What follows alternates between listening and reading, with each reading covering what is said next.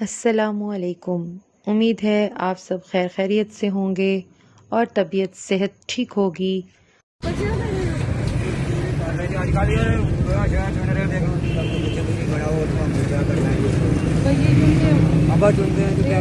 बन जाता है, बहुत गुजारा होता है जी, क्या करें फिर, किलो डेढ़ होता है। रोड तो आजकल बिल्कुल साफ है, तो फिर ऐसे इसके अलावा तो और कुछ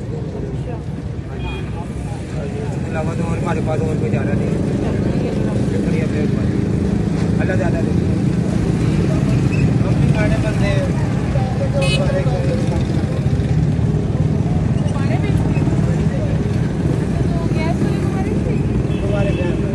बड़ा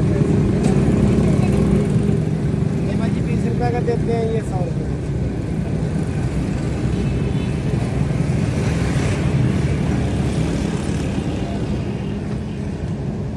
एक बजी पुड़िया मेरी बहने वाली, पैसा नहीं हो रहा।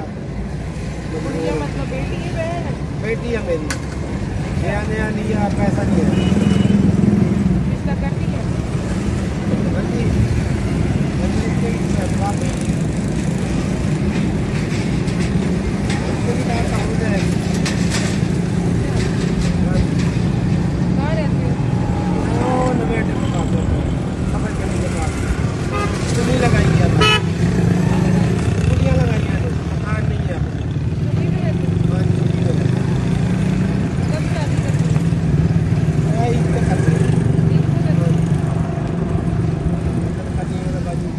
मेहरबानी। सारा ना हो तो फिर देख लेना आपको।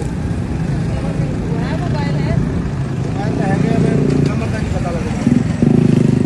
अभी अपना नंबर दे दो, नंबर अपना दे दो।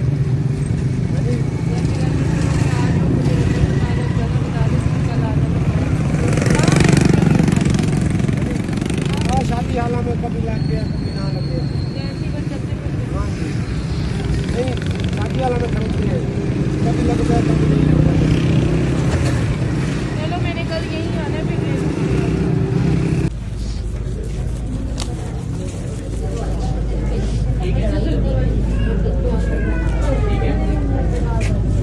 और अम्मी ठीक ना?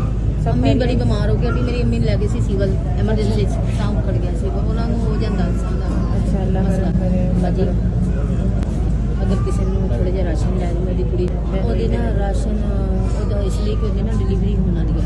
तो बंदा खोजी तो बच्चा काम ही नहीं करता। वो कहती भाजी काम करती है लोगों के घर, कहती भाजी हूँ जिन्हें दिन नहीं मैं काम करना, फिर अगले महीने हो। आप सबके प्यार का बेहद शुक्रिया जो आपने मेरे चैनल और मेरे पैशन को दिया। इतने प्यारे कमेंट और मैसेज और calls, love you all, thank you so much. और अगर आप मेरे चैनल पर नए हैं तो सबसे पहले चैनल को सब्सक्राइब कर लें और बेल आइकन को प्रेस कर लें। और अगर आप पुराने हैं और अभी तक आपने सब्सक्राइब नहीं किया तो पहले सब्सक्राइब कर लें और बेल आइकन प्रेस करना मत भूलें।